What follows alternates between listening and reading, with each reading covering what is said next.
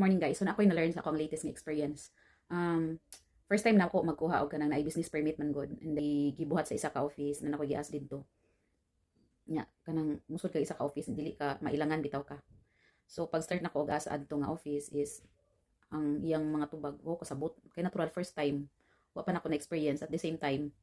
Di pa ako ang nakasugod adto god kay nanuhol rami kay kanang naay kanang trabaho lagi. So igo na lang ko ni continue. And then kato siya nga step o process nga sundan adto is wala pa pud to siya nahimo dahil dili po ko sure kung na dili ko sure ba. So kani mga butang nga dili ka sure mo nang maghimo pud nimo og kana bitong mura kag maok-ok.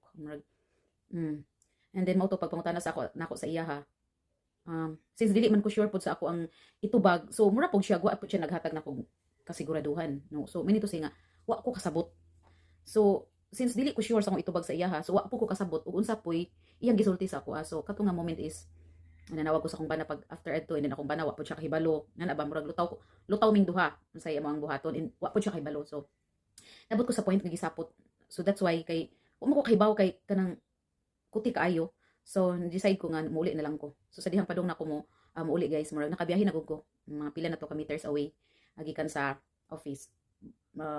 Pagbiyahe na ko is well sa akong biyahe is na-realize na ko ba kung muuli ko nya dili ko sure sa mga butang nga ako gisugdan. Inagbalik na ko ugma, maura gihapon di gihapon ko sure. And then since na pa may oras kay mga alas 3 pa man to, na nahuna-hunaan ako nga sayang pud ako ang time. So ni decide ko ni U-turn jud ko guys. So nibalik ko. And then gibalik jud nako ang office, then gi-ready nako tong ihang giingon sa kuaan nga isa ka online app, then gi-ready nako. Dili mo ko kahibaw lagi adto mo musulod. So akong gipakita sa iya ha, akong gi-sure jud nako unsay akong buhaton ma'am, giklaro nako ang mga pangutana, unsay next step nako nga buhaton. Until nga nisulti siya nako nga isa ka butang nga wala niya gisulti atong una na kong dong. Yan siya, mugo ka ani nga office and that office will help you unsaon nimo pagsulod.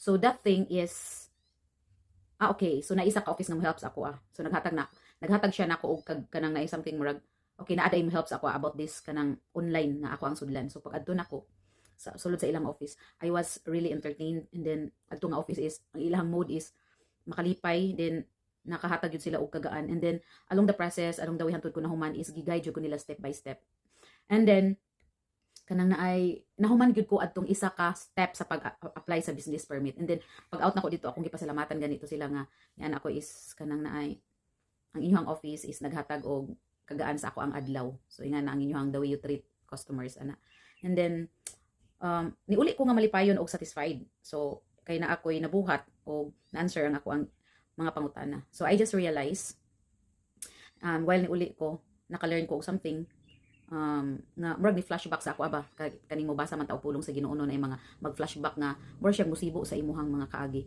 And then kun naa gyud toy isa ka verse nga musibo ani. And then sa kadugayon akong tuon og basa nakita nako diri asa James chapter 1 verse 19 to 20. Ingon man diri nga, my dear brothers and sisters, take note of this. Everyone should be quick to listen, then slow to speak and slow to become angry. And 20, because human anger does not produce the righteousness that God desires. So kung no, tinuod gyud so kato nga time man gud is murag padung nako masuko, nairita nako. And then murag di ko ganahan sa explanation kay dili ko kasabot ba ko. And then ako na realize and then nga kani atong pagpanglihok matag adlaw labi na og makihalubilo ta og mga laing tawo. So need jud ay kaayo no nga magbantay ta or kanino kanang gitawag aning maminaw gyud ay tano. Ato jung internalize ba ang mga butang nga isulti sa isa ka tawo.